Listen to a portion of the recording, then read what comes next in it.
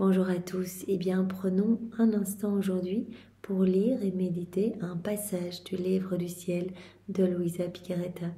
Au nom du Père qui m'a créé, du Fils qui m'a sauvé et du Saint-Esprit qui me sanctifie. Amen. Jésus, je m'immerge en toi, dans ta divine volonté. Je m'unis à toi, je m'identifie à toi, je me consume en toi. Je fusionne ma volonté dans la tienne et je t'invite, comme tous les jours, dans mon cœur pour que tu t'y établisses définitivement, que tu le purifies, que tu l'ennoblisses, que tu l'embellisses, que tu y retires tout ce qui est ni toi, ni de toi, ni pour toi, et que tu prennes les commandes de ma vie jusqu'à mon dernier souffle. Jésus, je ne veux plus jamais faire usage de ma volonté propre. Je me rends bien compte que cela t'offense, que cela te crucifie, que cela enlaidit mon âme, que cela ne m'amène que plus rapidement vers les eaux de la mort. Alors, je te fais l'offrande de tout, Seigneur. Sers-toi de ma volonté propre comme d'un marchepied pour ta divine volonté, qu'elle puisse être totalement souveraine en moi, qu'elle puisse totalement opérer et agir à partir de mon humanité. Merci Jésus d'investir tous mes actes de ta présence. Merci de venir regarder à travers mes regards, parler à travers ma bouche, respirer dans mon souffle, penser à travers mes pensées. Merci d'être dans chacun de mes pas, de venir faire battre mon cœur. Que tout soit fait pour toi, que tout soit fait par toi Jésus et que tout soit fait dans ta volonté à toi. Jésus, merci infiniment pour tout ce que tu nous donnes. Je te demande maintenant de venir auprès de chacun de nous pour nous bénir. Viens toucher nos cœurs, viens toucher nos intelligences, viens y déverser ta sagesse à toi, ton intelligence, ton amour, ton Esprit Saint, pour que nous puissions accueillir ce nouvel enseignement que tu vas nous donner, le comprendre, le digérer, pour le mettre en pratique, afin que nos vies portent de beaux fruits pour ta gloire, celle de ton Père et celle de l'Esprit Saint. Parle à travers ma bouche, Jésus, que ce moment fait en union avec toi puisse avoir des retombées dans tous les cœurs, qu'il y ait beaucoup d'âmes qui se convertissent, qui se sanctifient, qui se purifient, qui découvrent les écrits du ciel, que ton royaume puisse s'établir ici-bas, que ces frontières puissent vraiment à chaque fois s'agrandir, s'élargir dans nos âmes, mais partout autour de nous. Et que tu puisses être reconnu et aimé de tous. Nous t'offrons vraiment ce moment en réparation pour les offenses faites à ton cœur et au cœur immaculé de Marie. Alors le passage que nous allons méditer est celui du 4 juillet 1927. Nous sommes dans le volume 22 et c'est Luisa qui parle. Je faisais mon action de grâce car j'avais reçu la Sainte Communion et je pensais en moi-même que je voulais l'offrir à tous les habitants du ciel, à chaque âme du purgatoire, à tous ceux qui vivent et qui vivront. Et non seulement à eux, mais je voulais donner mon Jésus sacramentel aux cieux étoilés, aux champs de fleurs, en somme à toutes choses créées, de façon à lui rendre la gloire et le triomphe de ses œuvres.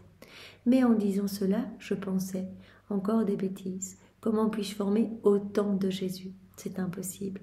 Donc Louisa, elle vient de communier, donc elle est en train de remercier, louer, bénir Jésus, comme elle l'a déjà fait dans de nombreux passages où en fait elle se rend bien compte que Jésus donne tout dans l'hostie, donc se donne son royaume, ses œuvres, absolument tout. Donc elle prend tout, elle fait tout sien. Elle rajoute ses je t'aime, elle réoffre tout au nom de tous. Et là, elle veut offrir cette Eucharistie à chaque créature, à chaque âme passée, présente et future, ainsi qu'à chaque élément créé. Puis elle se dit, mais finalement c'est peut-être impossible de multiplier comme ça Jésus, je ne suis pas capable de le faire. Et mon doux Jésus, se manifestant en moi, me dit, ma fille, tout comme dans l'hostie sacramentelle, il y a les petits accidents du pain, et ton Jésus se cache en eux, vivant et réel, et autant de Jésus qu'il y a d'hostie.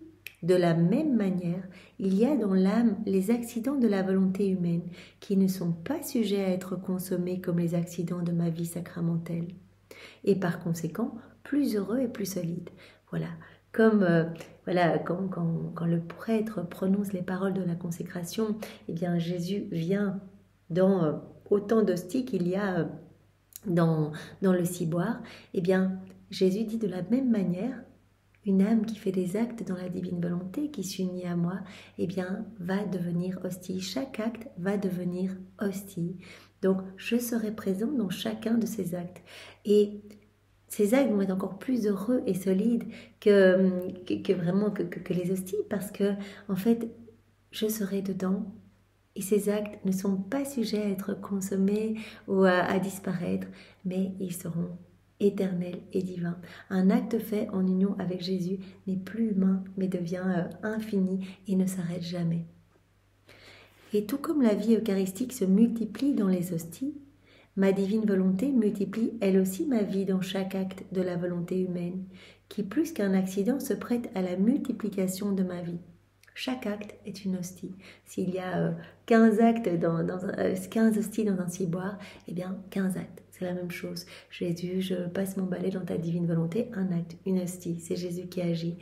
Jésus, je cuisine dans ta divine volonté, un autre acte divin, éternel, une hostie, qui n'est pas sujet à être...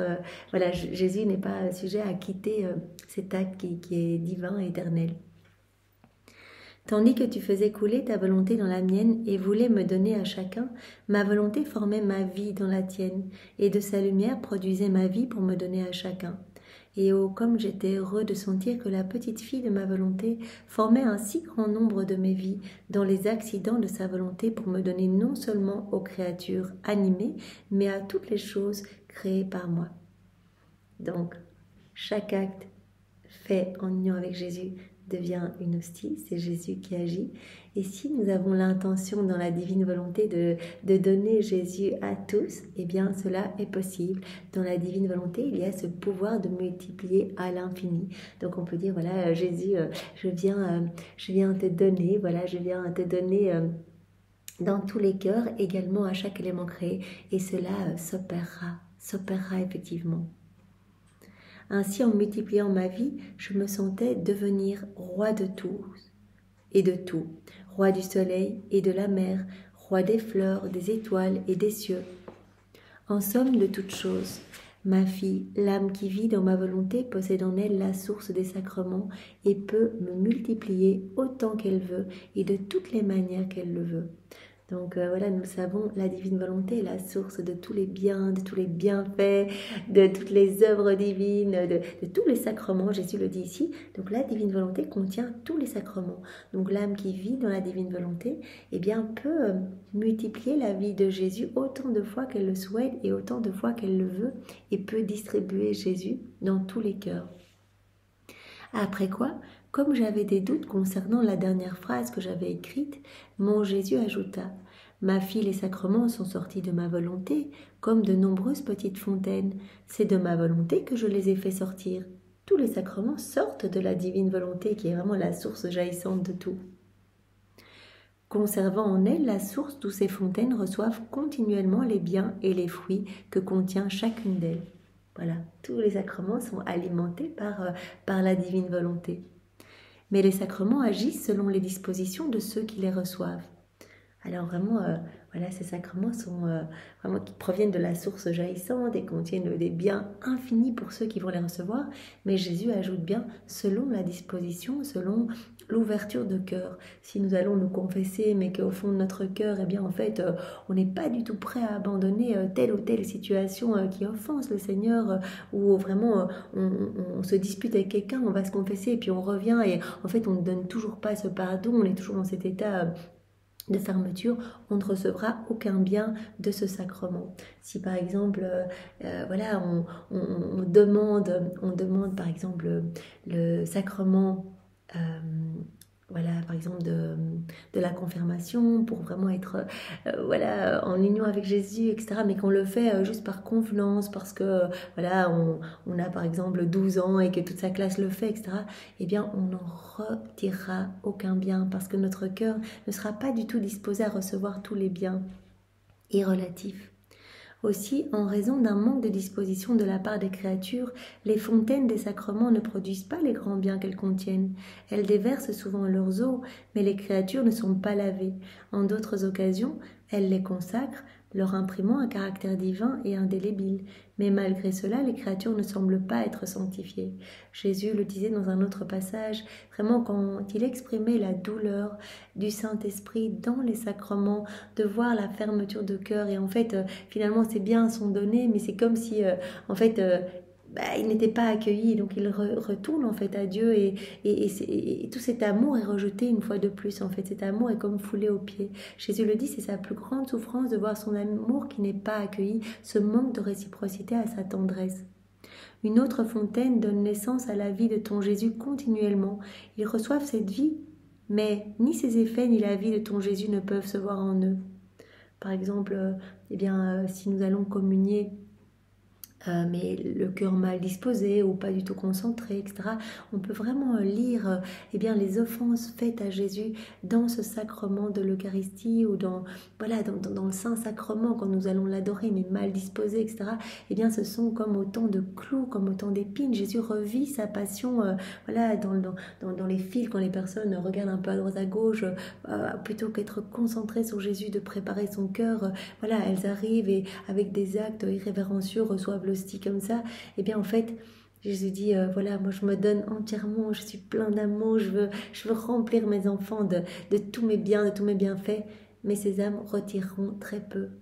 Combien d'âmes viennent par convenance, par mondanité à la messe, et même si elles viennent de manière régulière, en fait, elles ne sont pas conduites à la sainteté parce que en fait leur cœur n'est pas tout ouvert en fait pour recevoir. Donc vraiment cette ouverture de cœur, cette disposition est très importante pour recevoir. C'est pour cela qu'avant chaque méditation, nous demandons à Jésus de venir lui-même nous disposer. Nous pouvons le faire avant de recevoir tous les sacrements avant d'aller communier. Jésus, viens toi-même communier en moi pour que ma communion soit parfaite et te glorifie parfaitement. Je veux communier au nom de tous pour que vraiment tu puisses recevoir la gloire, l'amour, l'honneur que les hommes auraient dû te donner s'ils n'avaient pas connu le péché. Je veux réparer pour tous. Je veux t'aimer au nom de tous. Je veux t'accueillir dans mon cœur au nom de tous. Vous voyez, donc demandons à Jésus de venir lui-même nous nettoyer, nous purifier, nous disposer pour accueillir tous ces sacrements qui sont source de vie, qui proviennent vraiment de la divine volonté, qui sont vraiment magnifiques et source de bien et de bienfaits. Ainsi, chacun des sacrements a sa souffrance, parce qu'ils ne voient pas leurs fruits et les biens qu'ils contiennent dans toutes les créatures. Voilà, Jésus se donne partout, mais il n'y a jamais ce retour d'amour, ou très peu. Et donc, il y a énormément de souffrance. Vraiment, ce passage, il faudrait que je vous le retrouve, mais du Saint-Esprit gémissant de tristesse dans les sacrements. Et Jésus nous appelait dans cet enseignement particulier à aller consoler le Saint-Esprit et à faire ses rondes dans l'œuvre de la sanctification, tout comme il nous a enseigné à faire ses rondes dans l'œuvre de la création pour tenir compagnie à la divine volonté opérante agissante, et dans l'œuvre de la rédemption pour tenir compagnie à Jésus qui tout seul se voyait bafouer, refaisait nos vies et voyait tous nos manquements, tous nos manques de retour à son amour. Nous sommes également appelés à faire ses rondes dans l'œuvre de la sanctification, tenir compagnie à l'Esprit Saint, à la divine volonté gémissante de douleur dans chacun de ces sacrements, de chacun des sacrements. Mais pour celle qui vit dans ma volonté, la laissant régner comme dans son propre royaume, et comme ma divine volonté possède la source du sacrement, faut-il s'étonner que la créature qui vit en elle possède la source de tous les sacrements, avec tous les effets et les biens qu'ils contiennent ? Donc si on vit dans la divine volonté, la divine volonté contient tous les sacrements, tous les biens, etc. Donc vraiment on devient propriétaire, dépositaire de toutes les grâces, de toutes les réjouissances du ciel, les joies, les bonheurs célestes, les béatitudes, etc. Pour justement grandir dans cette ressemblance avec la Trinité, pour devenir comme des échos, des images de la Trinité. Et en les recevant de l'Église, elle sentira que c'est de la nourriture qu'elle possède, mais qu'elle prend pour donner une gloire complète à ces sacrements dont elle possède la source et pour glorifier la divine volonté même qui les a institués, car c'est en elle seulement que sera la gloire parfaite pour toutes nos œuvres. Donc voilà, l'âme qui vit dans la divine volonté, par exemple, aller à la messe. Voilà, quand on vit dans la divine volonté, on a Jésus tout le temps dans notre cœur, il vit là avec son Père, l'Esprit Saint. Mais on va aller à la messe, on va aller le recevoir pour le glorifier, pas pour faire nos petites demandes, nos petites prières, etc. Nos petites supplications. Non, pour le consoler, pour lui donner la gloire qui lui est due, pour le laisser se communier à travers notre communion. C'est pourquoi j'attends avec tant d'impatience le royaume du Fiat suprême, car lui seul établira l'équilibre entre toutes choses. Voilà, quand l'homme reviendra à cette place à laquelle Dieu l'attend, cette place pour laquelle il a été créé, d'être vraiment propriétaire de tout, avec le vêtement royal, vraiment fils de Dieu, eh bien l'équilibre sera parfait, parce que dans la divine volonté, l'homme est dans cette parfaite réciprocité d'amour avec la Trinité. Il donnera aux créatures tous les biens qu'il voudra, le Fiat suprême, et il recevra la gloire qu'elles lui doivent. Comme Adam au départ, voilà, il recevait trésor de puissance, de grâce, de sainteté, de beauté, de pureté, et il rendait en fait son âme, voilà, recevait tout ce qui débordait, parce que l'âme ne pouvait pas tout contenir, c'était impossible. Et bien tous les débordements repartaient vers la Trinité en action de louange, de bénédiction, d'amour, et la Trinité, eh bien, trop contente de voir un retour d'amour, redonnait encore plus. Toujours plus. Et il y avait chaque fois des nouvelles créations dans l'âme d'Adam, mais qui vraiment grandissaient en sainteté, grandissaient en ressemblance avec la Trinité. Alors je vous propose de continuer avec le passage suivant, vraiment toujours uni à toi, Seigneur, avec toujours cette intention de te glorifier, de t'aimer au nom de tous ceux qui ne t'aiment pas. Le passage suivant est celui du 10 juillet 1927, donc toujours dans le volume 22, et c'est Louisa qui parle. Je faisais ma ronde dans la divine volonté, et tandis que mon pauvre esprit faisait le tour de toutes les choses créées, en imprimant mon « je t'aime », jusque sur les plus hauts sommets et dans les plus profondes vallées, dans les plus sombres abysses de la terre et au plus profond des océans, partout, en somme, mon pauvre esprit, en faisant cela, était torturé par la privation de mon doux Jésus, et mon pauvre cœur était tourmenté, car j'avais beau l'appeler avec mon amour, je ne pouvais plus le trouver. Donc Louisa, comme souvent, en fait, elle souffre de ne pas voir Jésus physiquement. Il est dans son cœur, elle est totalement dans la divine volonté, dans ce 4e niveau de vie dans la divine volonté. Donc Jésus est là, tout le temps, en temps plein, avec le Père, l'Esprit Saint. Mais Louisa souffre parce qu'elle a besoin de voir Jésus. Et donc, elle fait ses rondes dans l'œuvre de la création, elle vient placer ses « je t'aime, je t'adore, je te loue, je te bénis », que vienne le règne de ta divine volonté sur les sommets des montagnes, partout, dans chaque goutte d'eau, chaque grain de sable, dans chaque abysse, chaque vallée, chaque grain de blé, chaque herbe, chaque fougère, chaque plante, etc. Donc, elle fait son tour et voilà, elle place ses « je t'aime » et elle espère trouver Jésus. Elle espère qu'en fait que tout résonne, puisque Jésus lui a dit, quand tu fais des rondes dans l'œuvre de la création, vraiment que tu places tes « je t'aime », et bien en fait toute la création répète ton amour, en fait tout part en écho sur la terre et dans le ciel, et vraiment je m'en délecte avec mon Père et l'Esprit Saint. Donc elle se dit, mais comment est-ce possible? Je place mes « je t'aime » partout et je ne trouve pas Jésus, il est introuvable. Oh Seigneur, quelle souffrance! Et je me disais, comment est-il possible que Jésus ne m'écoute plus? Alors que tout résonne, tout doit être en écho de mes prières, de mes adorations et de mes louanges, et je le fais au nom de tous. Et tandis que je remplis le ciel et la terre de mes « je t'aime », aucun de mes « je t'aime » ne l'atteint pour le blesser.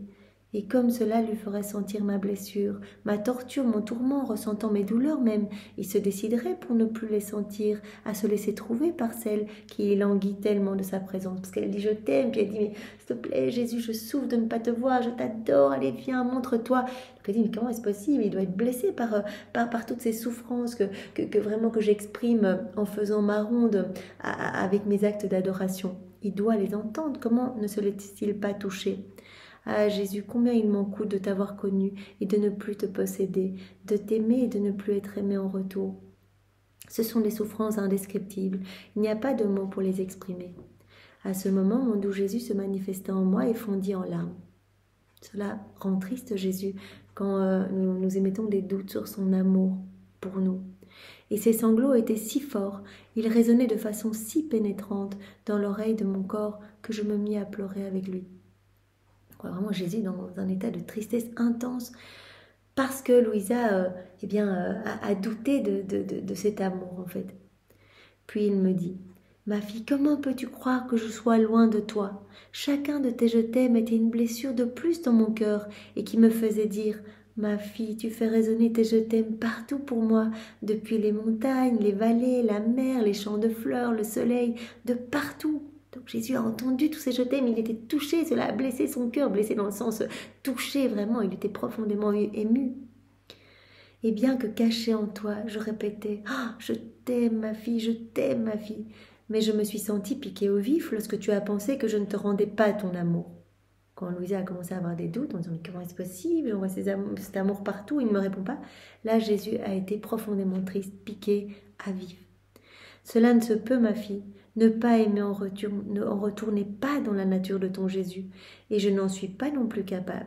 Jésus, qui est tout amour, vraiment, qui n'est qu'amour, n'est pas capable de ne pas, de nous manquer d'amour, en fait. Il n'est qu'amour. Donc, vraiment, quand on lui dit « Jésus, je t'aime oh, », il va déborder encore plus d'amour pour nous.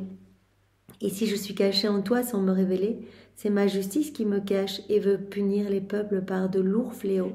Voilà, à nouveau, Jésus ne se montre pas à Louisa parce que sa justice doit s'exercer, parce que l'homme n'a pas répondu à son amour et que c'est un énième stratagème. Voilà, quand il ne peut pas donner son amour de manière facile en distribuant des grâces et des bénédictions, si les cœurs sont fermés, eh bien cet amour qu'il ne peut pas donner l'asphyxie et cela doit sortir d'une autre façon. Cela sort sous forme de châtiment, de justice divine. Et quand il vient voir Louisa, en fait, elle le désarme en disant « S'il te plaît, ne commence pas à envoyer tes châtiments. » Et donc, en fait, il entend ses propres prières et il ne peut pas exercer sa justice. Et il dit, c'est nécessaire pour que tous les hommes soient sauvés parce que quand j'exerce ma justice de cette façon, beaucoup se convertissent et des âmes sont sauvées, beaucoup reviennent à moi. Dans la souffrance, les âmes se mettent à genoux et recommencent à me prier. Donc c'est nécessaire. Donc si je ne me suis pas montrée, c'est que je suis en train d'exercer ma justice. Oh, combien ces fléaux seront nombreux à fondre sur la terre, et de toutes sortes, car ils irritent beaucoup ma justice. Je me cache de toi afin qu'elle puisse suivre son cours. Après avoir dit cela, il se tut et disparut, et je me sentais si mal que je ne pouvais plus arrêter de pleurer. Plus tard, il est revenu et m'a dit « Ma fille, le triomphe de Dieu, c'est la volonté humaine opérant dans la divine volonté. » Ça, c'est le grand triomphe de Dieu, la divine volonté qui opère en l'homme. Et la volonté humaine opérant dans la divine volonté. C'est là sa victoire, faire que ce qui est sorti de lui revienne en lui, dans sa volonté, que l'homme en fait donne, parce que l'homme a reçu ce libre arbitre en fait d'agir seul ou d'agir avec Dieu. Eh bien c'est un grand triomphe pour Dieu quand l'homme tout seul décide d'offrir sa volonté à Dieu, décide d'unir sa volonté à la divine volonté en fait. C'est là sa victoire, faire que ce qui est sorti de lui revienne en lui dans sa volonté. L'homme est sorti de Dieu, vraiment des mains créatrices de Dieu. Et bien quand l'homme revient à Dieu, et vient se fondre en Dieu, vient fusionner sa volonté dans celle de Dieu, c'est un triomphe magnifique pour la Trinité. Cela amène une joie immense à Dieu. Lorsqu'elle opère en elle, l'âme s'étend à l'intérieur des limites divines et ses actions prennent place en tout ce qui est éternel. Tout devient éternel quand on agit dans la divine volonté. Il est vrai que ma volonté est partout. Il n'est pas un point qui puisse lui échapper. Mais où exerce-t-elle sa puissance, son opération divine? Dans l'âme qui vit en elle. Voilà. Là où la divine volonté va pouvoir être opérante, agissante, eh bien c'est dans l'âme qui s'abandonne. L'âme qui fait sa volonté propre, eh bien, réduit la divine volonté à l'état d'esclavage en fait de la volonté humaine. Donc elle est comme écrasée dans un coin de l'âme, elle est sous des décombres de noirceur, de puanteur. Et donc voilà. Donc là, la divine volonté est agonisante dans l'âme qui vit dans sa volonté propre, mais elle peut être pleinement souveraine, elle peut vraiment pleinement déployer sa lumière et vraiment tout ce qu'elle contient dans l'âme qui vit dans la divine volonté. L'âme qui vit dans ma volonté lui donne l'occasion à la divine volonté d'accomplir de nouvelles œuvres. Voilà, à chaque fois qu'on fait des actes dans la divine volonté, eh bien il y a quelque chose de nouveau. Jésus prononce son fiat créateur, donc il y a une nouvelle création. C'est pour cela que Jésus l'a dit à Louisa, tout le ciel, les saints, les bienheureux, tout le monde se réjouit de voir qu'est-ce qui va être créé à chaque acte que tu fais.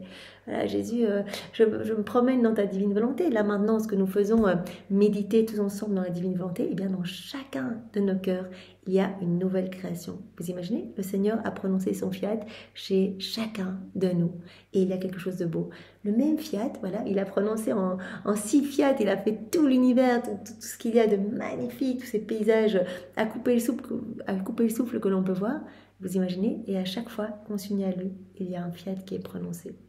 Et le ciel et la terre, voilà, tous les saints, les bienheureux se réjouissent de ce qui est créé. Dans l'âme qui vit dans la divine volonté, eh bien, l'âme qui vit en elle, l'âme qui vit dans ma volonté, donne l'occasion à la divine volonté d'accomplir de nouvelles œuvres. Elle lui permet de faire sortir la beauté et la sainteté qu'elle possède en elle-même. Il se produit ce qui est arrivé dans la création. Notre être existait ab aeterno, mais rien ne pouvait être vu en dehors de nous-mêmes avant la création, parce que toute notre opération, nos prodiges et nos béatitudes étaient opérées en nous-mêmes. Tout a été fait, voilà, au sein de la Trinité, et puis après, en six fiat, voilà, tout est sorti, tout a été, voilà, la création des magnifiques choses ont pu voir le jour.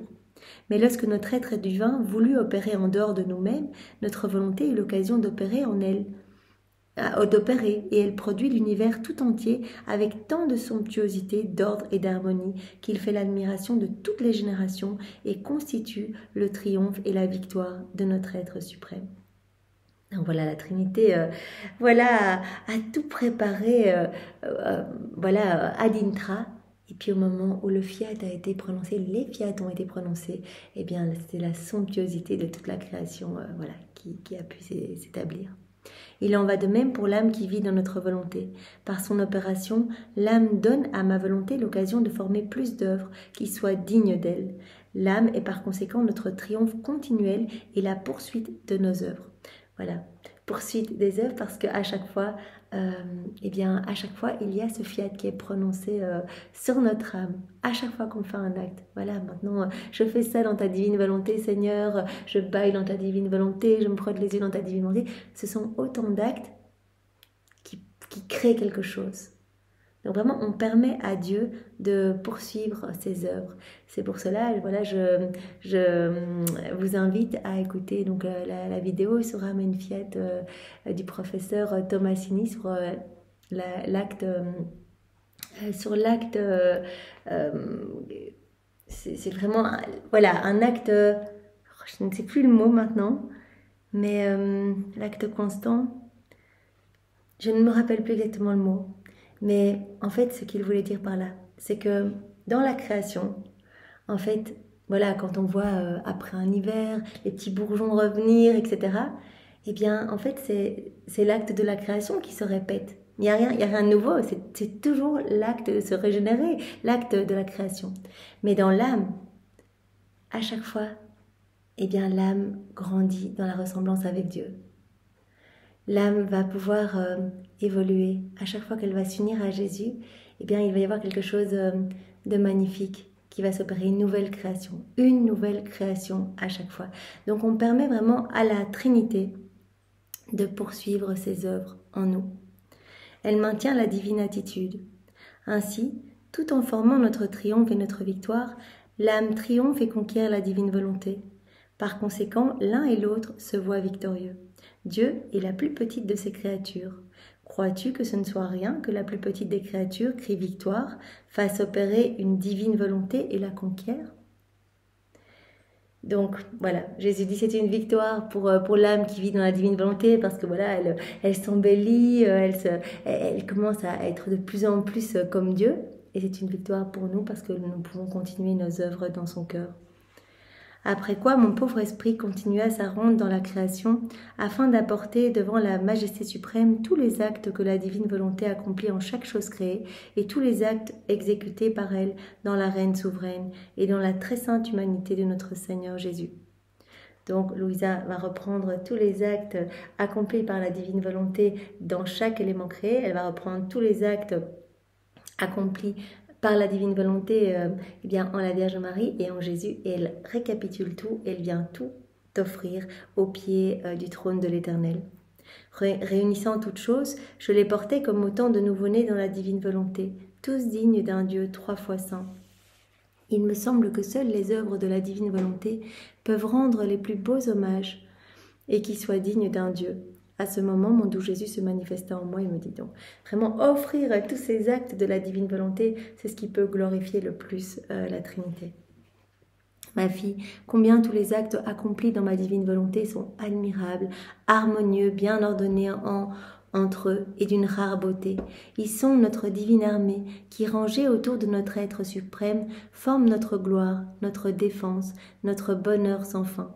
Ce qui sort du divin fiat porte le sceau divin, et comme ces actes en sortent, mieux que nos enfants légitimes, ils ne perdent jamais la vie. Donc tous ces actes sont magnifiques, admirables, harmonieux, ordonnés. Voilà, ils portent tous l'empreinte divine, le sceau divin d'une rare beauté.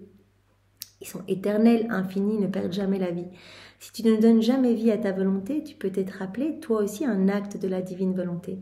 Voilà, si tu vis complètement dans la divine volonté, tu vas pouvoir te retrouver là, au milieu de tous ces actes divins.